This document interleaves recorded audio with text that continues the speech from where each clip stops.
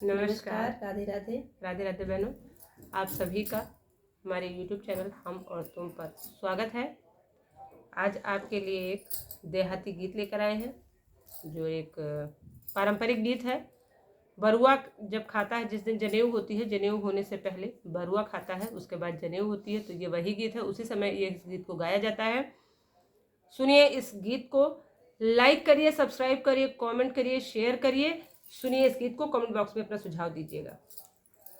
गंगा पार मधुपी परी बरुआ पुकारई दुलरुआ पुकारई रे पठ जो मिसिर बनाऊं बरुआ चले आमई पठ जो मिसिर